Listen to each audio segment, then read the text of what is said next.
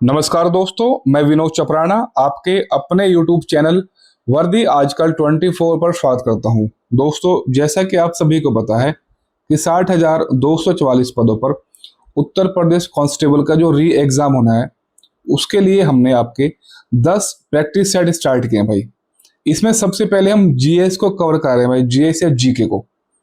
मैं आपको already 8 practice set करा चुका हूं। ये आज हमारा 9वें नंबर का प्रैक्टिस सेट है भाई। अगर आपने वो 8 प्रैक्टिस सेट नहीं देखे हों तो एक प्लेलिस्ट है भाई, आप प्लेलिस्ट में जाओ और अपने आप को आंको कि आप कितने क्वेश्चन सही कर पाते हो भाई। ठीक है भाई, तो समय को बर्बाद ना करते हुए क्वेश्चनों की तरफ बढ़ते हैं भाई। आपका पहला क्वेश्चन है, किस दर पर भारतीय रिजर्व बैंक वाणिज्यिक बैंक से धन उधार लेता है? क्या होता है, कभी कभी आपका जो आरबीआई है, आरबीआई आरबीआई को भी पैसों की आवश्यकता होती है भाई। कभी कभी भी आरबीआई को पैसों की आवश्यकता होती है और आरबीआई जो है वो वाणिज्यिक बैंक जो होते हैं, जो कॉमर्शियल बैंक होते हैं, कॉमर्शियल बैंकों से उधार ले लेता है भाई। अब ये क्वेश्चन पूछा है कि इस रेट को क्या बोलते हैं, इस दर को क्या बोलते हैं। वैसे तो आपको बता दूं कि वाणिज्यिक बैंक ही आरबीआई से उधार लेते हैं भाई, लेकिन एक ही कंडीशन होती है कि जब आरबीआई को पैसों की जरूरत पड़ती है और आरबीआई वाणिज्यिक बैंकों से पैसा उधार ले लेता है। इस रेट को क्या कहते हैं, अभी हम सबके बारे में समझेंगे। जैसे आपका बैंक रेट है, रेपो रेट है, रिवर्स रेपो रेट है, या आपका सांविधिक तरलता अनुपात है यानी सीआरआर है, एसएलआर है, सबके बारे में हम देखेंगे भाई। ठीक है, तो थोड़ा समझते हैं भाई इसके बारे में।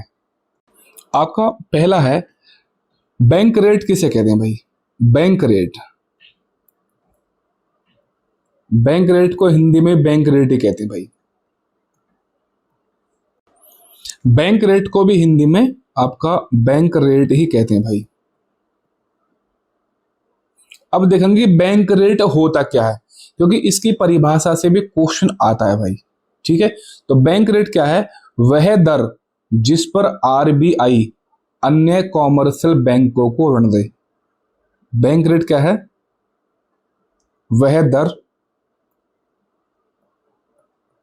जिस पर रिजर्व बैंक ऑफ इंडिया यानी आरबीआई, इस पर आरबीआई अन्य कॉमर्शियल बैंक यानी वाणिज्य बैंक, कॉमर्शियल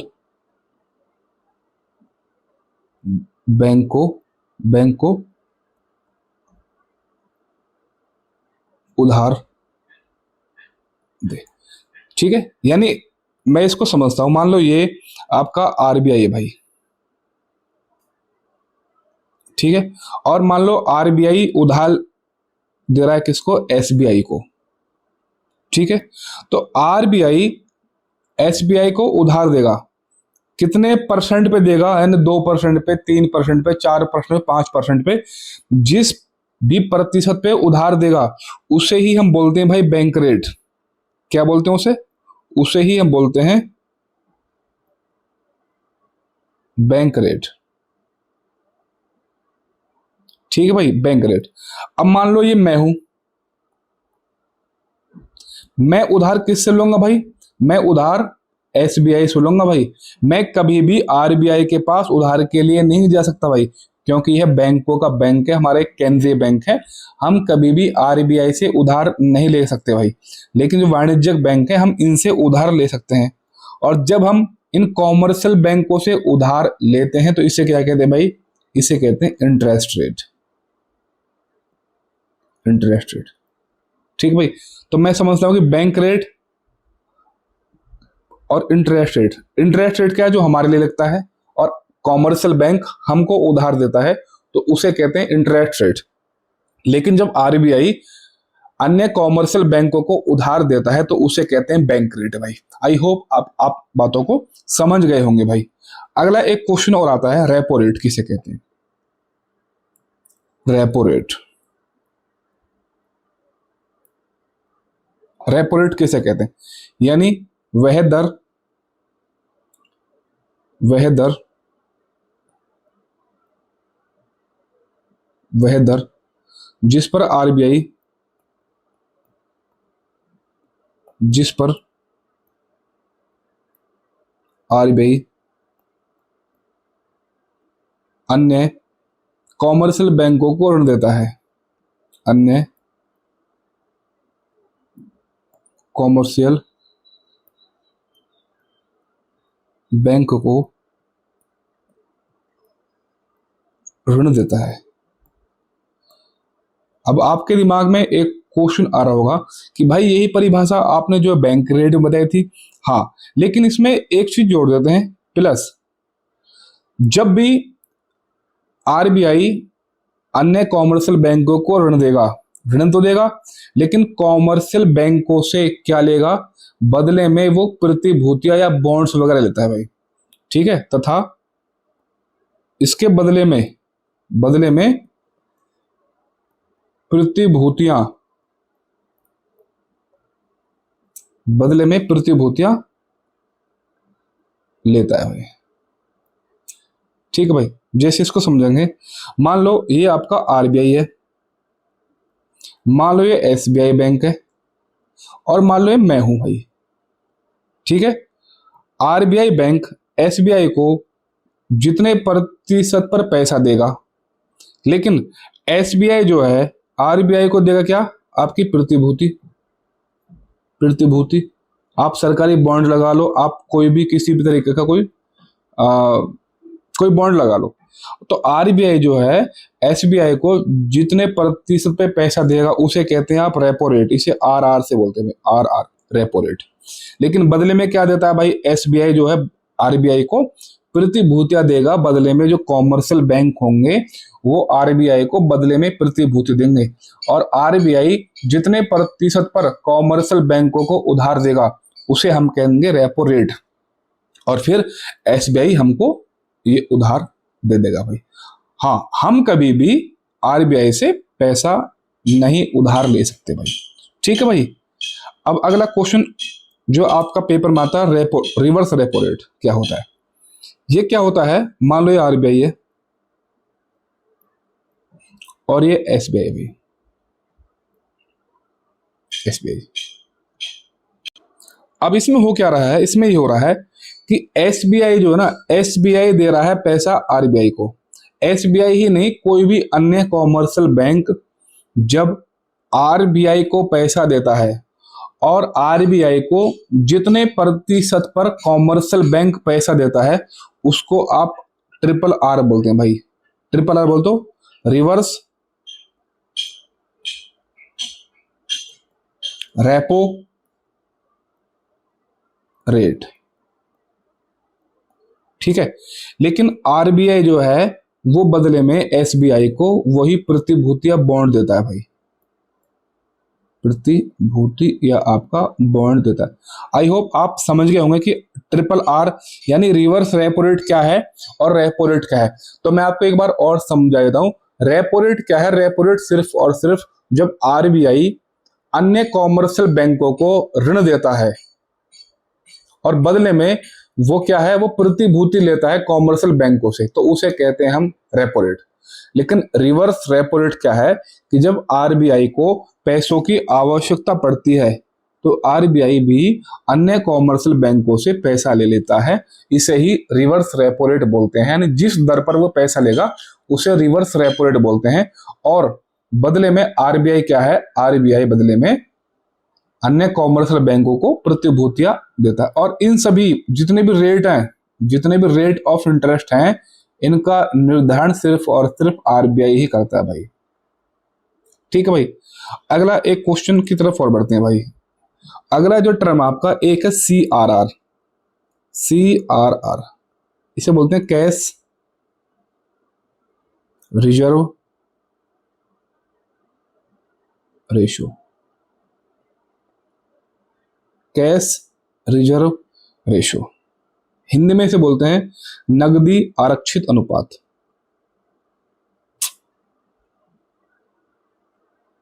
नगदी आरक्षित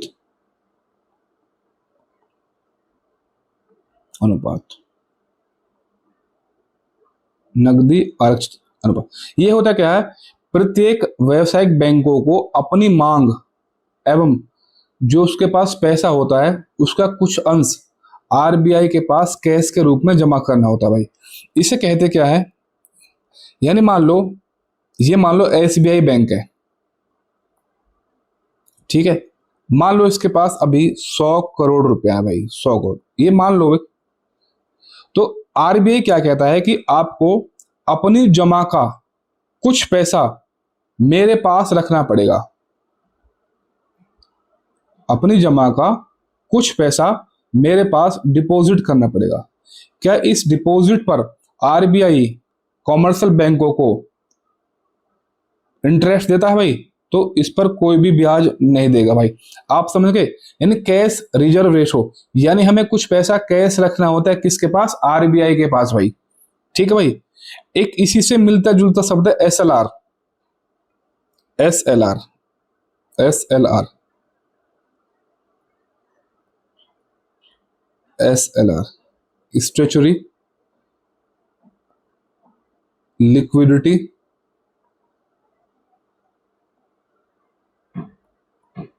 रेशो, इसको हिंदी में बोलते हैं वैधानिक तरलता अनुपात, वैधानिक तरलता अनुपात। ये क्या है? एसएलआर क्या होता है? मान लो ये एसबीआई बैंक है, जैसे मैंने आपको सीआरआर बताया है। मान लो ये एक आपका बैंक है एसबीआई, एसबीआई के पास मान लो 100 करोड़ रुपया है। कितना रुपया? 100 करोड़। तो एसबीआई को क्या है ना, एसबीआई को खुद अपने पास कुछ पैसा आरक्षित करना पड़ेगा, या कुछ पैसा अपने पास डिपॉजिट करना पड़ेगा, कुछ पैसा जमा करना पड़ेगा। किसके पास? अपने पास, अपने पास, ठीक है।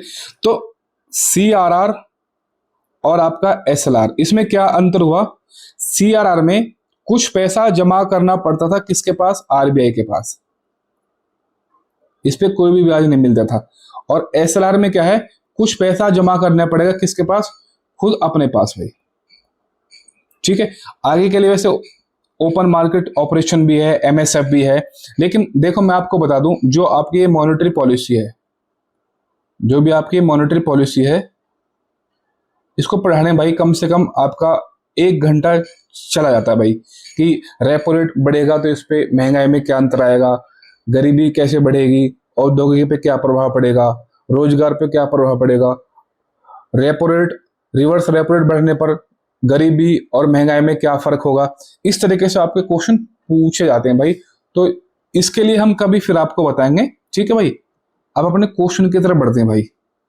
तो अब आप इस क्वेश्चन का आंसर समझ गए होंगे कि किस दर पर भारतीय रिजर्व बैंक यानी आरबीआई वाणिज्यिक बैंकों से उधार लेता है, तो उसे कहते हैं रिवर्स रेपो रेट भाई, ठीक है। अगला क्वेश्चन है, भारत का उपराष्ट्रपति बनने के लिए न्यूनतम आयु कितनी होनी चाहिए?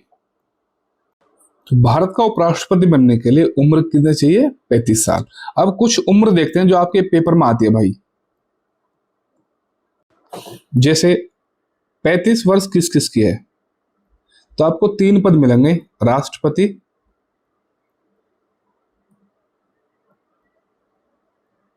उपराष्ट्रपति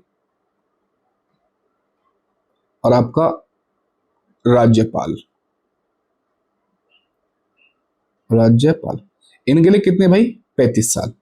30 वर्ष किसके लिए भाई? 30 वर्ष आपका जो आपका राज्यसभा के सदस्य होते हैं, राज्यसभा के सदस्य, इनके लिए कितने चाहिए? आपकी 30 वर्ष। 25 वर्ष किसके लिए चाहिए भाई? लोकसभा का सदस्य, इसके लिए चाहिए। प्रधानमंत्री के लिए 25 साल चाहिए, प्रधानमंत्री। और आपका जो मुख्यमंत्री होता है, मुख्यमंत्री, इसके लिए भी कितने चाहिए आपकी? 25 वर्ष। एक क्वेश्चन आपको और पूछा जाता है कि 21 वर्ष उम्र किसके लिए चाहिए? पंचायतों का चुनाव लड़ने के लिए, पंचायतों का चुनाव लड़ने के लिए कितनी उम्र चाहिए? 21 वर्ष।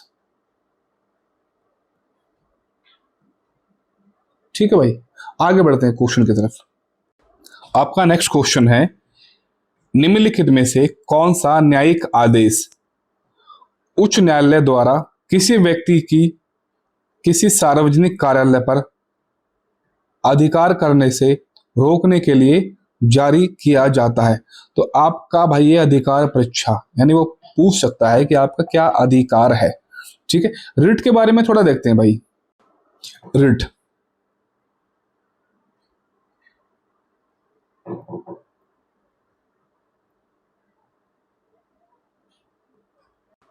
देखो रिट आपका सुप्रीम कोर्ट भी जारी करता है और रिट आपका हाई कोर्ट भी जारी करता है। जब रिट सुप्रीम कोर्ट जारी करेगा तो ये अनुच्छेद 32 के तहत 5 प्रकार की रिट जारी करेगा। जब हाई कोर्ट रिट जारी करेगा जी तो आपका ये अनुच्छेद 226 के तहत आपका रिट जारी करेगा। रिट कितने प्रकार के भाई? तो रिट है आपकी भाई 5 प्रकार की भाई। एक बात मैं आपको और बता दूं, अगर आपसे क्वेश्चन पूछता है कि सुप्रीम कोर्ट की रिट ज्यादा व्यापक है या हाई कोर्ट की रिट ज्यादा व्यापक है, तो आप आंसर लगाओगे कि हाई कोर्ट की रिट ज्यादा प्रभावी है, ज्यादा व्यापक है। कैसे व्यापक है? हाई कोर्ट सिर्फ और सिर्फ मौलिक अधिकार,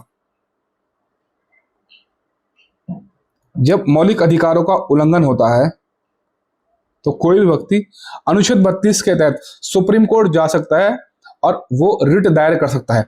लेकिन 226 के तहत मौलिक अधिकार तो है, इसमें मौलिक अधिकार तो है ही, क्योंकि मौलिक अधिकार के तहत कोई भी व्यक्ति अनुच्छेद 226 के तहत हाई कोर्ट जा सकता है। मौलिक अधिकार के साथ अन्य मामलों में भी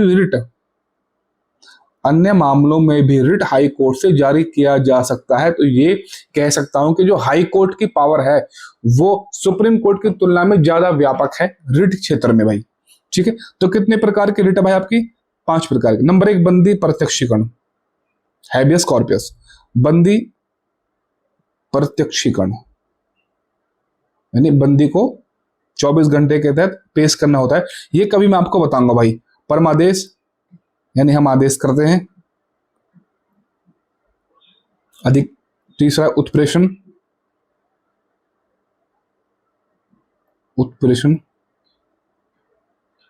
चौथा आपका प्रतिबंध या प्रतिषेध, और आपका 5वां अधिकार परीक्षा। अधिकार परीक्षा यानी आपका क्या अधिकार है, ये जो आपसे क्वेश्चन में पूछा था भाई। तो आपका इसका आंसर क्या था भाई? इसका था अधिकार परीक्षा, यानी आपका क्या अधिकार है। आपने हमारे कार्यालय पर अधिकार कर लिया तो उसको सार्वजनिक स्थान पर या उसके सार्वजनिक स्थान पर जो कार्यालय था उस पर रोकने के लिए ये प्रकार की कार्रवाई आप की जाती है। कभी जब फुर्सत होगी तो आराम से रिट के बारे में आपको बताया जाएगा भाई। ठीक है, अगला क्वेश्चन है भाई कि चंद्रगुप्त मौर्य का पुत्र कौन था? ठीक है, तो चंद्रगुप्त मौर्य का पुत्र था आपका बिंदुसार। अभी जितने भी है ये जो बिंदुसार है, पहले देखते हैं अशोक। थोड़ा सा मैं आपको और स्लाइड में बताता हूं भाई। यानी ये जो चंद्रगुप्त है, चंद्रगुप्त मौर्य का पुत्र, चंद्रगुप्त मौर्य का पुत्र था आपका बिंदुसार और बिंदुसार का लड़का था आपका अशोक। यानी अगर अशोक के दादाजी की बात करूं तो अशोक के दादाजी थे चंद्रगुप्त मौर्य, अशोक के पिताजी थे बिंदुसार और बिंदुसार के पिताजी थे आपके चंद्रगुप्त मौर्य।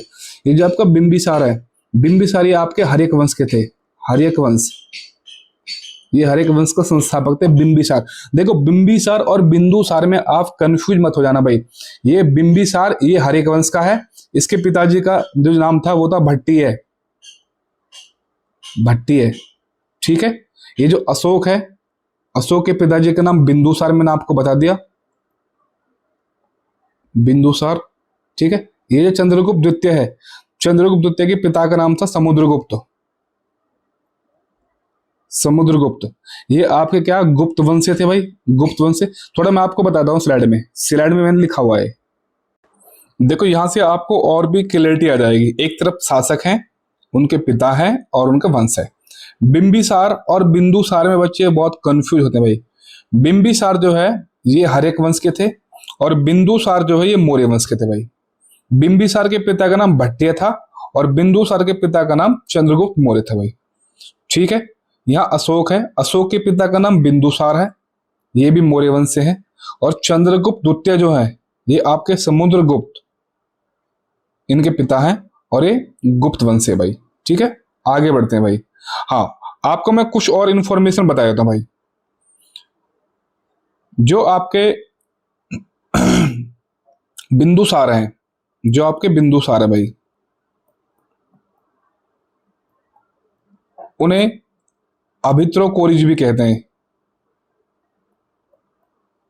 अभित्रो कोरिज कहाँ लिखा है? जो यूनानी लेखक हैं, जो आपके यूनानी लेखक हैं ऐसा लिखते हैं भाई। इन्हीं को ही भद्रसार बोलते हैं भाई। क्या बोलते हैं?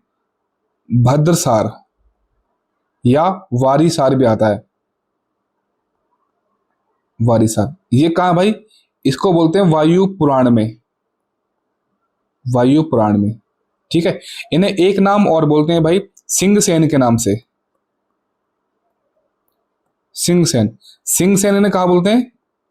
जैन ग्रंथ में, जैन ग्रंथ। ठीक है भाई, आगे बढ़ते हैं। अगला क्वेश्चन आपका, भारत में तुगलक वंश के बाद कौन सा वंश शासन में आया था? तो मैं आपको बता दूं, आपका जो दिल्ली सल्तनत है भाई, जो आपका दिल्ली सल्तनत है, आपका ये क्वेश्चन पूछा था कि तुगलक वंश के बाद कौन सा वंश आया। तो तुगलक वंश के बाद आपका सैयद वंश आया भाई। आपको मैं बता दूं, जो दिल्ली सल्तनत है वो 1206 से स्टार्ट होगी और 1526 तक इसका अंतिम शासक होगा जो आपका इब्राहिम लोदी होगा। और इब्राहिम लोदी मारा जाएगा किसके द्वारा? बाबर के द्वारा। बाबर इब्राहिम लोदी को मार देगा, जो दिल्ली सल्तनत का अंतिम शासक भी होगा और लोदी वंश का अंतिम शासक भी होगा। उसको मार देगा कौन? बाबर। और बाबर एक नए वंश की स्थापना कर देगा अपनी भाई, जिसको मुगल वंश कहते हैं भाई। अब इस दिल्ली सल्तनत पर जो 1206 से 1526 तक चली थी, इस पर 5 सबसे बड़े वंश थे भाई। सबसे पहला गुलाम वंश, फिर आपका खिलजी वंश, फिर आपका तुगलक वंश, सैयद वंश, फिर आपका लोदी वंश। ठीक है, GKTSL, GKTSL। बहुत सारे बच्चे कहते हैं गुड़ खा रहे तसले में, या जीके तो सरल लगती, जीके तो सरल लगती, ये भी इसकी ट्रिक है। यानी गुलाम वंश, खिलजी वंश, तुगलक वंश, सैयद वंश और लोदी वंश। ठीक है भाई। अब गुलाम वंश का संस्थापक कौन था भाई? कुतुबुद्दीन ऐबक, कुतुबुद्दीन ऐबक। खिलजी वंश का जलालुद्दीन खिलजी, जलालुद्दीन खिलजी। अलाउद्दीन नहीं है भाई। तुगलक वंश का गयासुद्दीन तुगलक, गयासुद्दीन तुगलक। सैयद वंश का खिजर खान, खिजर खान। लोदी वंश का बहलोल लोदी, बहलोल लोदी, बहलोल लोदी। ठीक है, इसी का सबसे अंतिम शासक था इब्राहिम लोदी, इब्राहिम लोदी। इब्राहिम लोदी को मार देगा कौन भाई? बाबर। और बाबर 1526 में एक नए वंश की स्थापना कर देगा, जिसको हम आपका एक नया वंश बोलते हैं। क्या? जो बाबर बनाएगा आपका मुगल वंश। आगे बढ़ते हैं भाई। अगला क्वेश्चन है, किस ग्रह को बौना ग्रह कहा जाता है? तो बौना ग्रह हम कहते हैं प्लूटो को भाई। प्लूटो जो है ये पहले एक ग्रह हुआ करता था, लेकिन इसको 24 अगस्त 2006, 24 अगस्त 2006 को अंतरराष्ट्रीय खगोलीय संघ द्वारा प्लेटो को ग्रह की श्रेणी से निकाल दिया, ग्रह की श्रेणी से हटा दिया और इसको बौने ग्रह में डाल दिया भाई। बौने ग्रह में डाल दिया, क्योंकि जो भी ग्रह का क्राइटेरिया होता है, क्योंकि वो अपनी कक्षा में ही चक्कर लगाता है, लेकिन ये क्या था, ये दूसरों की कक्षा को भी काटता था भाई।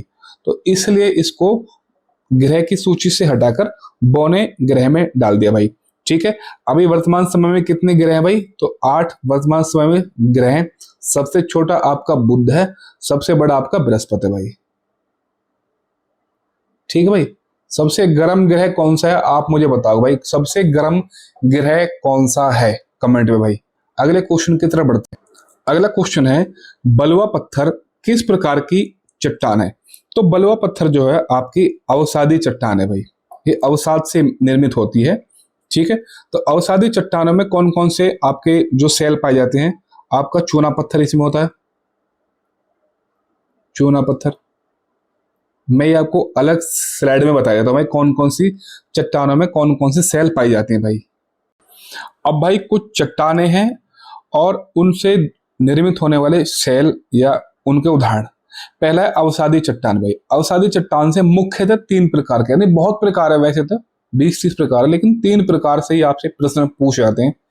इसका पहला है चूना पत्थर, ये आप चूना पत्थर देखते होंगे अपने यहाँ पे। बलुआ पत्थर भी है इसका ही, और डोलोमाइट। तो इसका तरीका है सीबीडी, याद करने का तरीका है सीबीडी। सी फॉर आपका जो है चूना पत्थर, बी फॉर बलुआ पत्थर, और डी फॉर डोलोमाइट। अगला भाई आपका आग्नेय चट्टान। देखो भाई, इसको याद करने का तरीका है, मैं आपको बता रहा हूं भाई, जब भी पेपर में क्वेश्चन आता है ना, तो किसी ना किसी वजह से भाई गलत हो जाता है भाई। या तो इसको रट लो भाई, या इसको थोड़ा सा दिमाग में ट्रिक के हिसाब से आप बसा लो। आग्नेय चट्टान भाई, जब भी आग लगती है भाई, जब भी आपकी लगेगी आग, तो आपके दिमाग में 2 चीज होनी चाहिए। एक तो आएगी बस, आग बुझाने के लिए बस आती है, और बस का कलर क्या होगा भाई? बस का कलर होगा ग्रे। ठीक है भाई, ये तरीका है। तो बस फॉर बेसाल्ट चट्टान, और ग्रे ग्रे कलर की जो बस होगी जो आग बुझाएगी, उसे हम क्या कहेंगे? ग्रेनाइट पत्थर। ठीक है भाई। अगला है रूपांतरित चट्टान। जब आप उत्तर प्रदेश पुलिस में लग जाओगे तो क्या है, जो आपका क्वार्टर मिलेगा आपको, आपका जो क्वार्टर मिलेगा उसमें आप लगवा लेना भाई आपका संगमरमर का पत्थर, और आपके क्वार्टर का रूप ही चेंज हो जाएगा भाई। ठीक है, तरीका क्या है, जब आप यूपी पुलिस में लग जाओगे तो आपको क्या मिलेगा भाई? आपको मिलेगा क्वार्टर, यानी क्वार्टर जाइट पत्थर, और आप अपने क्वार्टर में लगवाना संगमरमर का पत्थर। जब आप संगमरमर का पत्थर लगाओगे ना, तो आपका भाई जो यूपी पुलिस का क्वार्टर है उसका रूप ही चेंज हो जाओगे। क्योंकि क्वार्टर की हालत आप देखना जब आप यूपी पुलिस में ज्वाइन हो जाओगे, कि क्वार्टर की हालत कितनी जर्जर होती है यूपी पुलिस के जो क्वार्टर मिलते हैं भाई। ठीक है भाई, अगले क्वेश्चन की तरफ बढ़ते हैं भाई। अगला क्वेश्चन है, गेहूं एक है, यानी गेहूं क्या है? बेल है, औषधि है, झाड़ी है, या आपका वृक्ष है? तो मैं आपको बता दूं, जो गेहूं है वो एक प्रकार की औषधि है भाई। औषधि बोल दूं, या एक प्रकार की भाई क्या है? साख है। क्या भाई? साख। अब आपसे क्वेश्चन पूछा जाता है कि गेहूं जो है वो किस कुल का पौधा है? तो गेहूं आपका ग्रैमिनी कुल का पौधा है। कौन सा भाई? गेहूं आपका ग्रैमिनी कुल का पौधा है। इसका वैज्ञानिक नाम क्या है? ट्रिटिकम। ट्रिटिकम वंशज का ये पौधा है, ट्रिटिकम। ठीक है, इसमें क्या है? इसमें प्रोटीन भी पाया जाएगा, प्रोटीन भी होगा। इसमें सर्वाधिक आपका क्या होगा? कार्बोहाइड्रेट लगभग आपका 75% के आसपास होगा। इसमें आपके वसा भी होगा, और आपका खनिज भी होगा, यानी फैट भी होगा, और आपके मिनरल्स भी आपके पाए जाएंगे। ठीक है, इसमें एक प्रकार का प्रोटीन पाया जाता है गेहूं में। गेहूं में जो प्रोटीन पाया जाता है वो इंपॉर्टेंट है। गेहूं का प्रोटीन ग्लूटीन, ग्लूटीन प्रोटीन इसमें पाया जाता है, ग्लूटीन प्रोटीन इसमें पाया जाता है। ठीक है, इसमें कुछ विटामिन भी होते हैं भाई, लेकिन जब गेहूं की पिसाई हो जाती है तो वो विटामिन नष्ट हो जाते हैं, यानी vitamin B1, vitamin B2, B6 और विटामिन ई। ठीक है, ये विटामिन होते हैं गेहूं में, लेकिन जब इसकी पिसाई हो जाती है ना गेहूं की, और ये आटा बन जाता है, तो ये विटामिन आपके खत्म हो जाते हैं भाई। अगले क्वेश्चन की तरफ बढ़ते हैं भाई। अगला क्वेश्चन है, सांप, कछुआ, छिपकली तथा मगरमच्छ जंतुओं की किस श्रेणी में आते हैं? देखो 4 ऑप्शन है, और आपके 4 ही आपको ऊपर क्वेश्चन दिए हैं, तो थोड़ा सा एलिमिनेशन करते हैं भाई, क्वेश्चन को निकालते हैं। आप मुझे बताओ, क्या छिपकली जो है ये पानी में रह सकती है भाई? तो ये जलचर तो भाई है नहीं, इसको तो हटा दो भाई। ना ये पक्षी है भाई छिपकली। ठीक है, क्या छिपकली मत्स्य वर्ग में आती है? तो नहीं भाई। तो क्या भाई आंसर?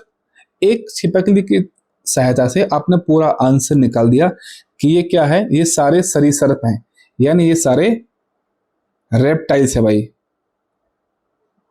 ये सारे रेप्टिलिया वर्ग के हैं, सरीसृप हैं। सरीसृप की आप पहचान कैसे करोगे? एक तो ये जमीन में रेंग कर चलेंगे, जमीन में भी चलेंगे, दीवार पे भी चढ़ते मिलेंगे, दिखाई देंगे आपको, और आपको पेड़ पे भी आपको ये दिखाई दे जाएंगे भाई, जो रेंग कर चलेंगे भाई। ठीक है। और रेप्टाइल्स क्या है? रेप्टाइल्स का जो शरीर होता है वो वातावरण के अनुसार, टेम्परेचर के अनुसार ये घटता भी और बढ़ता भी रहता है टेम्परेचर के अनुसार। जब ऐसा जो टेम्परेचर घटेगा और बढ़ेगा तो उसे कोल्ड ब्लडेड कहते हैं भाई, यानी असमतापी कहते हैं, असमतापी। लेकिन हम क्या है ना, हम तो है भाई समतापी में, हम जो है हम समतापी में है। चाहे ठंड हो जाए चाहे गर्मी हो जाए, हमारे शरीर का टेम्परेचर वो 37 डिग्री सेल्सियस 98.6 फ़ारेनहाइट ही रहेगा भाई। ठीक है भाई। इनकी त्वचा कैसी होती है? इनकी त्वचा आपकी खुदरी होती है और हार्नी सिल्कों से ये ढका रहता है। ठीक है। और ये अंडे भी देते हैं भाई, ये अंडे भी देते हैं। आपका अगला क्वेश्चन है, मृदा में जल तनाव मापने के लिए प्रयोग किए जाने वाले यंत्र को क्या कहते हैं? तो आपका भाई ये तनाव मापी। ठीक है। जल में जो तनाव मापी यंत्र होता है जो कि मृदा को मापता है उसे कहते हैं तनाव मापी। ये जो प्रकाश मापी है इससे क्या मापते हैं? प्रकाश मापी। और ये जो उत्ताप मापी इससे क्या मापते हैं? और ये शुष्क आर्द्रताप मापी इससे क्या मापते हैं? इससे मापते हैं शुष्क आर्द्रता मापी से मापते हैं वातावरण की आर्द्रता, वातावरण की आर्द्रता, वातावरण की आर्द्रता या नमी। ठीक है भाई। अगले क्वेश्चन की तरफ बढ़ते हैं भाई। अगला क्वेश्चन है कि बल का एसआई मात्रक क्या है? तो बहुत सिंपल क्वेश्चन है। बल का एसआई मात्रक आपका न्यूटन भाई, बल का एसआई मात्रक आपका न्यूटन। ये जो पास्कल है, पास्कल किसका मात्रक आपका जो है? पास्कल जो है दाब का मात्रक है, प्रेशर का, दाब का, दाब का मात्रक है पास्कल। वाट जो है, वाट, वाट किसका मात्रक है? वाट आपका शक्ति का मात्रक, पावर का। एक हॉर्स पावर कितने के बराबर होता है? एक हॉर्स पावर 746 वॉट के बराबर होता है। ये जो बायल का नियम है, और एक तो बायल का, एक चार्ल्स का नियम, स्थिर ताप पर और स्थिर दाब पर, आपने पढ़े भी होंगे भाई। अगले क्वेश्चन की तरफ बढ़ते हैं भाई। अगला क्वेश्चन है, निम्नलिखित में से कौन सा एक बुरा ऊष्मा का परिचालक है? यानी जिसमें ऊष्मा नहीं जाएगी, यानी जो आपका बैड कंडक्टर होगा, यानी जो कुचालक होगा। एक तरीके से एक शब्द आता है कुचालक, कुचालक यानी जिसमें कोई भी चीज प्रवाह नहीं होगी, और सुचालक जिसमें कोई चीज प्रवाह हो जाए, या उष्मा प्रवाह का हो, उष्मा का प्रवाह हो, या आपका ताप का प्रवाह हो। तो आप बताओ, एल्यूमिनियम में उष्मा जाती है, तांबे में भी जाती है, चांदी में भी जाती है, लेकिन जो शीशा है, शीशे में आपकी उष्मा नहीं जाती भाई। अगले क्वेश्चन की तरफ बढ़ते हैं भाई। अगला क्वेश्चन है, निम्नलिखित में से कौन कंप्यूटर से स्थायी रूप से डाटा संचित करता है? तो स्थायी रूप से अगर कोई डाटा संचित करेगा तो वो है आपका रोम, ROM, रोम, ROM, रोम, यानी read only memory, read only memory. ठीक है, रीड ओनली। और ये जो रोम है, रोम एक प्रकार की कैसी मेमोरी है? स्थाई, स्थाई मेमोरी, यानी वोलेटाइल मेमोरी। ठीक है। लेकिन ये जो आप ऑप्शन देखो, रैम, रैम, रैम क्या है? Random access memory. देखो, रैम और रोम दोनों ही कैसी हैं? ये दोनों ही फर्स्ट प्रकार की मेमोरी है। लेकिन अंतर क्या है? जो रैम है, रैम एक प्रकार की अस्थायी मेमोरी है, मेमोरी है। और जो रोम है, रोम कैसी मेमोरी? आपकी स्थायी मेमोरी, स्थायी मेमोरी। ये क्वेश्चन आपसे पूछा था कि स्थायी मेमोरी कौन सी है, तो आपकी रोम, रीड ओनली मेमोरी, और रैम रैंडम एक्सेस मेमोरी भाई। अगला क्वेश्चन है, जंग लगना है।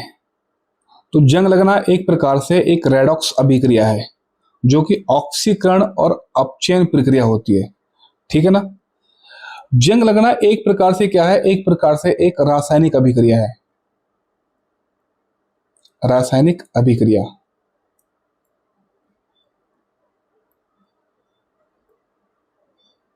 ठीक है। जंग लगने से क्या है, अगर लोहे में जंग लग रहा है तो लोहे में जंग जब लगता है तो उसके भार में वृद्धि होती है, भार में वृद्धि। जंग लगने के क्या कारण है, दो कारण है, एक तो आपका वायु, हवा, और एक आपका पानी H2O। ठीक है। लोहे में जंग लगने से जो परत चढ़ती है उसे कहते हैं ferric oxide, ferric oxide Fe3O4। या एक और कभी कभी ऑप्शन में आता फेरिक,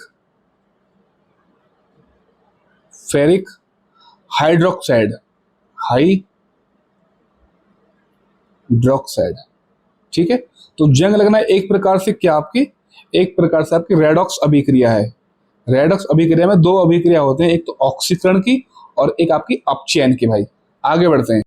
अगला प्रश्न है आपका, निम्नलिखित में से कौन एक धूम कोहरे का घटक नहीं है। नहीं शब्द बोला है, परिवर्तनशील जैविक यौगिक, नाइट्रोजन ऑक्साइड, सल्फर डाइऑक्साइड, या आपका क्लोरीन ऑक्साइड। ये जो आपका क्लोरीन ऑक्साइड, आपको पता है कि क्लोरीन तो हमेशा किसी भी चीज को स्वच्छ करने के लिए होता है भाई, ये तो आपका होगा नहीं। ठीक है। तो नहीं पूछा तो आपका यही नहीं होगा भाई। होता क्या है, धूम कोहरा, जब धुआं और कोहरा दोनों एक साथ मिल जाते हैं तो इसे कहते हैं हम धूम कोहरा, इसे कहते हैं हम धूम्र कोहरा, यानी एक प्रकार से हम कहते हैं स्मॉग। ये स्मॉग क्या करता है, जो नगर या जो औद्योगिक केंद्र है वहां से जो कोहरा, यहां से जो धुआं निकलता है वो धुआं किसके साथ अभिक्रिया करता है, वो मिलता है कोहरे के साथ, और इसे कहते हैं धूम्र कोहरा। जब ये धूम्र कोहरा हो जाता है तो इसके कुछ घटक हो जाते हैं, जैसे परिवर्तनशील जैविक यौगिक इसका एक घटक है, नाइट्रोजन के ऑक्साइड इसका भी एक घटक है, और सल्फर के ऑक्साइड, सल्फर डाइऑक्साइड, ये भी इसके तीन मुख्य घटक है जो कि आपके पेपर में बार बार पूछे जाते हैं भाई। अगले क्वेश्चन की तरफ बढ़ते हैं भाई। नीति आयोग का निर्माण निम्नलिखित में से किस संस्था के स्थान पर किया गया था। नीति आयोग का निर्माण आपका योजना आयोग के स्थान पर किया गया था। नीति की फुल फॉर्म क्या भाई, नेशनल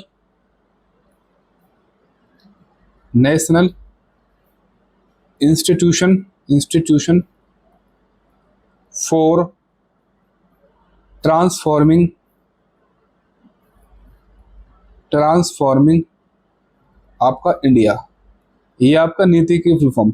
नीति आयोग की स्थापना 1 जनवरी 2015 को, 1 जनवरी 2015 को किसके स्थान पर, योजना आयोग के स्थान पर हुई। जो इसके अध्यक्ष होते हैं वो होते हैं आपके प्रधानमंत्री। अगले क्वेश्चन की तरफ बढ़ते हैं भाई। अगला क्वेश्चन है, पहली काम करने वाली लेजर का आविष्कार किसने किया था। तो पहली काम करने वाली लेजर का आविष्कार आपका TH मेमन ने किया था, TH मेमन। ठीक है।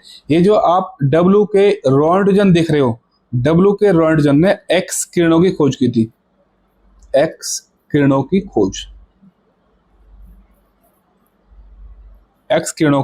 खोज।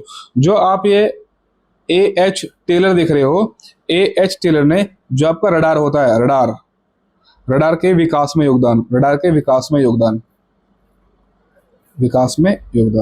जो भी आपके हेलीकॉप्टर उड़ते हैं उनकी निगरानी करने के लिए रडार लगाए जाते हैं भाई। आपका क्वेश्चन नंबर 18 है, निम्नलिखित का मिलान कीजिए। देखो मिलान करने वाले क्वेश्चन बहुत आसान होते हैं भाई, अगर एक दो की भी आपको पता है तो आप क्वेश्चन करके ले जाओगे। पहला है गौरी शंकर देवीलाल, चलो मैं मानता हूं आपको ये नहीं पता होगा। हरि प्रसाद चौरसिया तो आपको पता है कि ये फेमस बांसुरी वादक है भाई। अगर आपको ये पता लग गई कि हरि प्रसाद चौरसिया ये बांसुरी बजाते हैं तो आपका दूसरे का हो जाएगा A, दूसरे में ए कहीं है, तो भाई ऑप्शन नंबर सी आप देख लो भाई। एक क्वेश्चन सी आपने निकाल दिया। देखो अगला है आपका M F Husain. M F Husain का एक चित्रकारी से संबंधित है, चित्रकारी यानी ये चित्रकला से संबंधित है। डॉक्टर जाकिर हुसैन ये तबला बजाते हैं भाई, ठीक है। अब गौरी शंकर देवीलाल जो है ये कथक आपके नृत्य है भाई, जो कि उत्तर प्रदेश में होता है भाई। इसका सी आपका आंसर है, ठीक है भाई। अगले क्वेश्चन की तरफ बढ़ते हैं। अगला क्वेश्चन आपका पास्कल इकाई है। पास्कल किसकी इकाई है? तो पास्कल आपके दाब की इकाई, दाब। ये जो आर्द्रता है, आर्द्रता या नमी, आर्द्रता या नमी को मापते हैं हाईग्रोमीटर में, हाईग्रोमीटर में, ठीक है। अगर घनत्व होता, घनत्व, तो उसे मापते हैं हाइड्रोमीटर में, हाइड्रोमीटर। वर्षा किस मापते हैं? रेन गेज में, रेन गेज।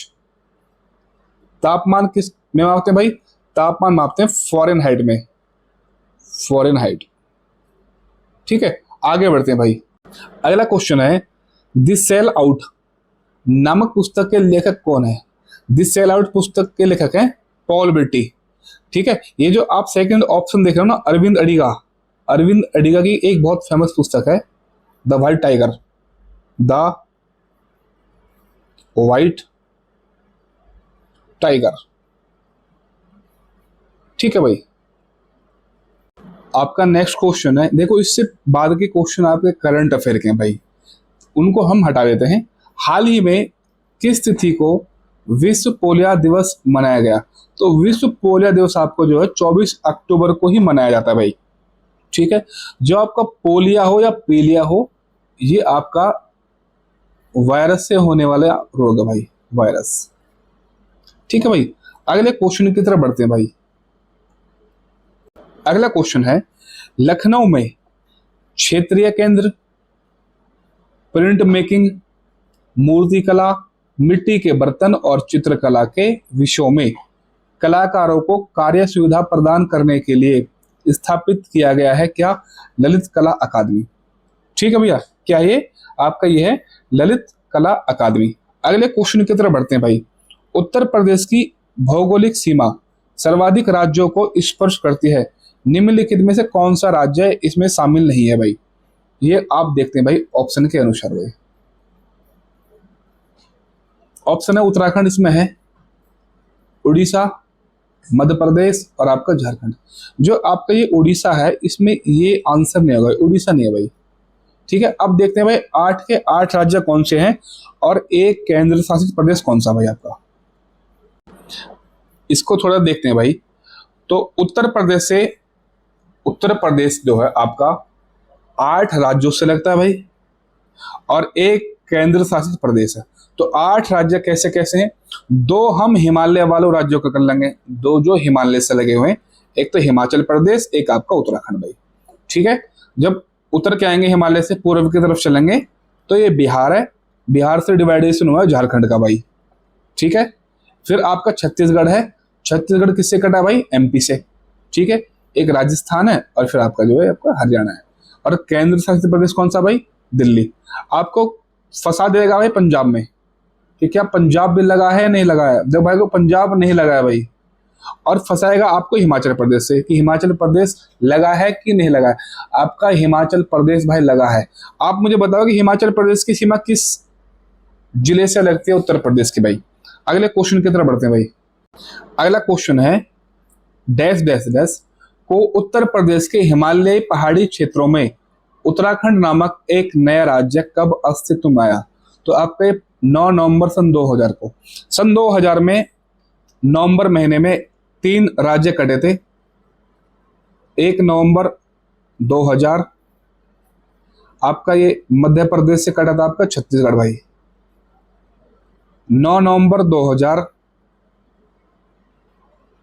उत्तर प्रदेश से आपका कटा था भाई उत्तराखंड, 13 जिलों को उत्तराखंड। 15 नवंबर को कटा था भाई, 15 नवंबर 2000 को बिहार से झारखंड,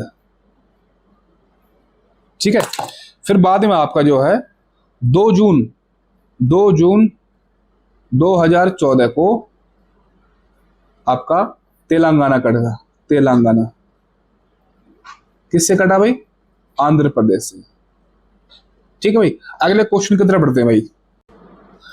उत्तर प्रदेश के सबसे शानदार लोक नृत्यों में से एक है।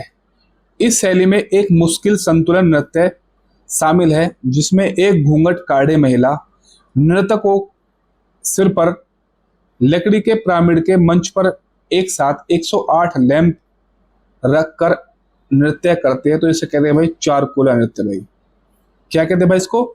चारकुला नृत्य। ये कहाँ होता है भाई? ये उत्तर प्रदेश में किस क्षेत्र में होता है? ब्रज क्षेत्र में। देखो मैंने आपको याद करने का तरीका बताया कि ब्रज का जो क्षेत्र है वो आपका मथुरा वृंदावन का है, और ब्रज इसके कहते हैं चारकुला नृत्य। चारकुला यानी ब्रज में क्या है, आपकी गाय पाई जाती है, और गाय का काम क्या है? चरने का काम भाई। चारकुला ब्रज क्षेत्र है भाई। अगले क्वेश्चन की तरफ बढ़ते हैं भाई। अगला क्वेश्चन है, उत्तर प्रदेश के कहां पर गौतम बुद्ध ने अपना पहला उपदेश दिया था और अपनी कार्य विधि की नींव रखी थी? यानी उत्तर प्रदेश में सबसे पहले महात्मा बुद्ध ने कहाँ उपदेश दिया?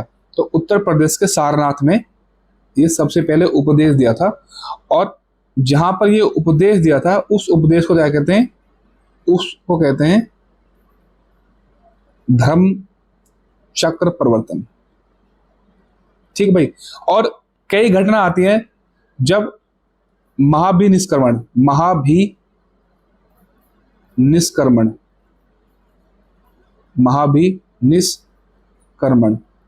जब इन्होंने अपना घर त्यागा था, एक कहते हैं महापरिनिर्वाण यानी निर्वाण मिल गया था जब इनकी क्या है, इनकी मृत्यु हुई थी महात्मा बुद्ध की भाई। ठीक है भाई, अगले क्वेश्चन की तरफ बढ़ते हैं भाई। अगला क्वेश्चन है, निम्नलिखित में से कौन सा पदार्थ बिजली का तो कुचालक है वो, परंतु ताप का सुचालक है? यानी उसमें बिजली तो जाएगी नहीं भाई, लेकिन उसमें आपका जो है ताप आ सकता है। तो ऐसा पदार्थ है भाई आपका अबरक। क्या है भाई? आपका अबरक। अगला क्वेश्चन है, अधिकांश कीट किस प्रकार सांस लेते हैं? देखो पहले ये जो ऑप्शन है फेफड़ों द्वारा, फेफड़ों को तो आप हटा दो, क्योंकि फेफड़ों से भाई हम सांस लेते हैं। गलकंड गले से तो कोई सांस लेता है भी नहीं लेता है, इसको तो हटा दो। ट्रॉकिया जो है ना, ट्रॉकिया प्रणाली के द्वारा जो आपके कीट ये सांस लेते हैं। हालांकि ये ट्रॉकिया सिस्टम हमारे अंदर भी होता है। ठीक है। अब ये जो ऑप्शन है त्वचा के द्वारा कुछ आपके जो उभयचर होते हैं, कुछ उभयचर हैं वो सांस लेते हैं। जो आपके पेपर माता की त्वचा से कौन सांस लेता है? त्वचा से लेता है एक तो केंचुए और एक आपका मेंढक। ये आपका क्या है? ये त्वचा से सांस लेते हैं भाई। अगले क्वेश्चन की तरफ बढ़ते हैं। आपका अगला क्वेश्चन है, 1 एकड़ में कितने वर्ग गज होते हैं? तो आपके 1 एकड़ में जो है 4840 वर्ग गज होता है भाई। 4840 वर्ग गज। लेकिन अगर मैं बात करूं अगर फीट की बात करूं कि 1 एकड़ में कितने फीट होते हैं भाई, तो आपके 1 एकड़ में होते हैं 43,560 फीट। अगर 1 एकड़ में हेक्टेयर की बात करूं तो 0.4047 आपके हेक्टेयर आपके। ठीक है भाई, ये क्वेश्चन आपके पेपर में पूछे गए हैं भाई। आगे बढ़ते हैं। अगला क्वेश्चन है, रिजर्व बैंक ऑफ इंडिया की स्थापना किस वर्ष हुई थी? तो रिजर्व बैंक ऑफ इंडिया की स्थापना, आरबीआई की स्थापना 1935 में हुई थी भाई। डेट आपकी पूछी जाती है 1 अप्रैल 1935 को आरबीआई की स्थापना हुई थी भाई। लेकिन इसका राष्ट्रीयकरण जो है, राष्ट्रीयकरण वो 1 जनवरी 1949 को हुआ था भाई। ठीक है। ओसबॉर्न स्मिथ जो है, इनके पहले प्रथम गवर्नर थे भाई, प्रथम गवर्नर। ठीक है, आप मुझे कमेंट में बताओगे कि पहले भारतीय गवर्नर कौन थे भाई, पहले भारतीय गवर्नर कौन थे आरबीआई के भाई। अगला क्वेश्चन है, उत्तर प्रदेश राज्य का राज्य पक्षी कौन सा है।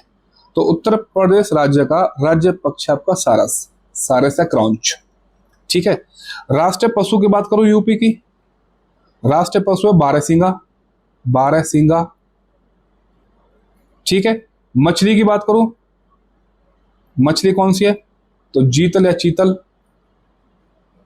पक्षी की बात करूं, पक्षी आपका सारस या क्रॉन्च। ठीक है, वृक्ष की बात करूं, वृक्ष कौन सा है, अशोक का वृक्ष। पुष्प की बात करूं, राष्ट्रीय पुष्प कौन सा है, तो आपका पलास, पलास बोल दो, या आपका ढाक बोल दो, या आपका टॉन्सो बोल दो। ठीक है भाई, अगले क्वेश्चन की तरफ बढ़ते हैं भाई। अगला क्वेश्चन है, किसी ग्राम पंचायत द्वारा उप प्रधान को पद से हटाने के लिए कम से कम कितने पंचायत सदस्यों का समर्थन होना आवश्यक है। तो इसके लिए आपको 2/3 सदस्य चाहिए भाई, यानी आपको 66% लोग चाहिए ग्राम के, तब आप इनको हटा सकते हो। और मान लो अगर आप 2/3 लोग समर्थन कर दो, तो ये प्रस्ताव किसके पास जाएगा, तो ये प्रस्ताव जाएगा आपका जिला पंचायत, जिला पंचायत का जो राज्य अधिकारी होगा, राज्य अधिकारी के पास। ठीक है, ये इसकी मतलब जांच पड़ताल करेगा, और जांच पड़ताल करने के बाद, यानी एक प्रकार से क्या है, एक प्रकार से अविश्वास प्रस्ताव भाई, अविश्वास प्रस्ताव है एक प्रकार से। ठीक है, ये 1 वर्ष में एक ही बार लाया जाता है भाई। और इसके लिए कितने सदस्य होने जरूरी भाई, तो 2/3 सदस्य इसके लिए होने जरूरी भाई। तो आई होप कि आपको वीडियो समझ में आई होगी भाई।